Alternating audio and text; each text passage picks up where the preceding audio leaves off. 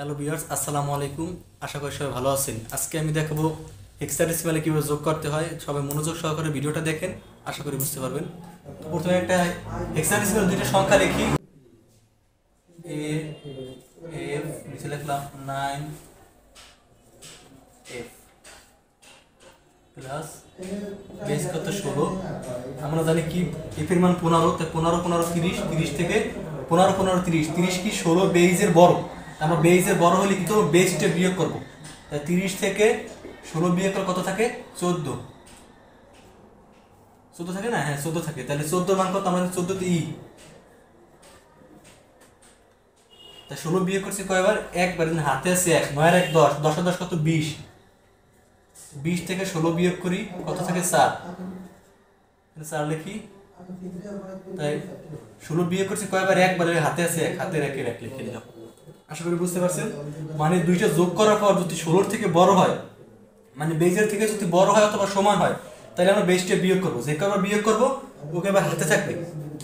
আরো একটা দেখাই আমি।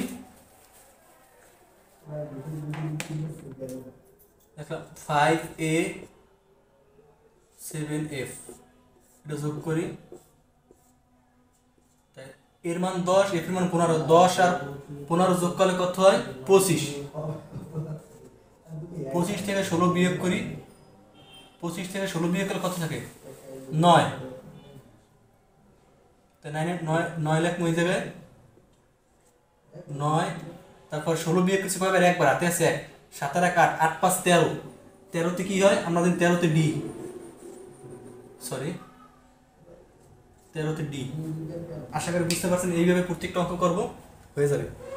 এরকমের প্রশ্ন আসে আপনাদের এমসিকিউতে, প্রশ্ন আসে যেমন এরকম প্রশ্ন আসবে 2f f এর পরের সংখ্যা কত, মানে পরবর্তী সংখ্যাটি কি হবে। তখন আমরা কি করব? এরকম যদি এমসিকিউতে আসে 2f f বা 2f দিলে তখন কেমন করব, আমরা কিভাবে করব যে পরবর্তী সংখ্যাটি কত হবে। এটা একটা হেক্সাডেসিমাল সংখ্যা আছে, আমরা কি করব? এটার সাথে 1 যোগ করে দেব। আমরা জানি কি হেক্সাডেসিমাল বেস কত? 16, এই জন্য এখানে 16 দিব। তাই 15 1 যোগ করলে কত? 16। তাই 16 থেকে 16 বিয়োগ করলে কত থাকে?